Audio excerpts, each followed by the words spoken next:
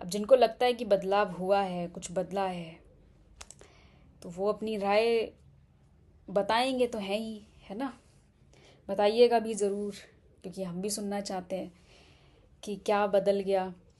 दशहरा में हर बार रावण के पुतले जलाने से क्या डेवलप कर रहे हो आप? प्रदूषण या सच्चाई? जब सच्चाई का नकाब सामने सच्चा फेस आता है ना, तो घबराहट होने लगती है। तो कुछ लोगों को घबराहट होने लगती है जब आप सच सच बात बोलने लग जाते हो। बदलाव दिखाओ मत, महसूस कराओ हमें कि बदलाव हुआ है। दिखाने से बदलाव नहीं होता। मैंने एक पिक्चर बनाई और दिखा दिया कि राम तो बहुत, राम राज्य आ गया है। राम राज्य समझाइए तो सही, राम राज्य महसूस तो कराइए हमें, तब तो हम जाने राम राज्य आ गया है। दिखाने से, अखबारों में छपवाने से राम राज्य नहीं आता सरकार। राम राज्य के लिए काम करना पड़ता है, सच्चाई के साथ। भ्रष्टाचार को साइड करना पड़ता है, खुद के सपनों को मारना पड़ता है, तब आप राम राज्य का पुनर्निर्माण कर पाते हो। तो थोड़ा, दशहरा का मतलब क्या होता है सबको पता है ना। जहाँ पे बुराई की हार होती है और अच्छाई पर विजय प्राप्त होती है, उसको दशहरा कहते हैं। अब दशहरा का दशानन से क्या कनेक्शन है, क्योंकि बात करनी है पूरी की पूरी मुझे दशानन के ऊपर।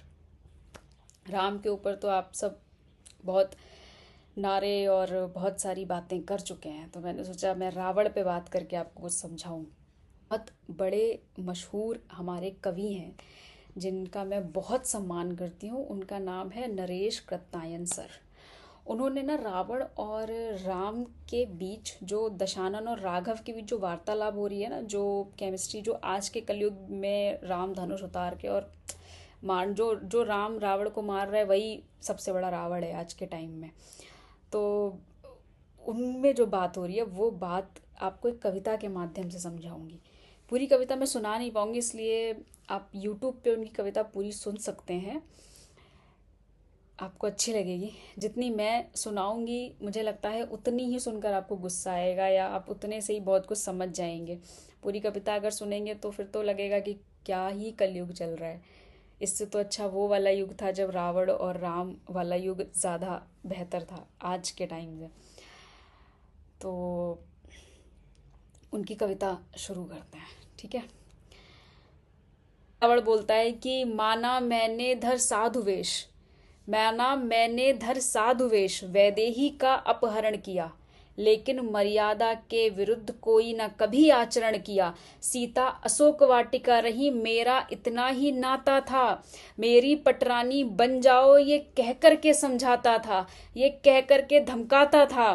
पर जब जाता था पास तभी पत्नी को लेकर जाता था, पर जब जाता था पास तभी पत्नी को लेकर जाता था। जिसको अपराध कहोगे तुम, जिसको अपराध कहोगे तुम, ऐसा तो कुछ भी हुआ नहीं। लंका में मैंने सीता को एक उंगली से भी छुआ नहीं, लंका में मैंने सीता को एक उंगली से भी छुआ नहीं। लेकिन जिस भारत को तुम अपनी मातृभूमि बतलाते हो, जिसके आगे तुम मेरी सोने की लंका ठुकराते हो, लिखा है ना, अप स्वर्णमयी लंका नामे लक्ष्मण रोचते, जननी जन्मभूमिश्चा स्वर्गा अपि गरीयसी। लेकिन जिसके आगे तुम मेरी सोने की लंका ठुकराते हो, हे राघवेंद्र, तुम्हारे भारत में पापों की नदी बह रही है। हे राघवेंद्र, तुम्हारे भारत में पापों की नदी बह रही है। जिसको तुम माता कहते हो वो कितने दुख सह रही है नहीं सुरक्षित अवलाएं। हे राम, तुम्हारे भारत में नित लूटी जाती वालाएं। हे राम, तुम्हारे भारत में नित लूटी जाती बालाएं। हे राम, तुम्हारे भारत में है नहीं सुरक्षित अवलाएं। हे राम, तुम्हारे भारत में कर दिया कलंकित साधुवेश। और क्या शर्माए हम, कर दिया कलंकित साधुवेश भारत के नमक हरामों ने। कर दिया कलंकित साधुवेश भारत के नमक हरामों ने। अपराधी कुटिल कामियों ने, ज्ञानेश्वर आसा रामों ने। नगरों से लेकर गांव तक बेखौफ भेड़िए घूमते हैं। नगरों से लेकर गांव तक बेखौफ भेड़िए घूमते हैं।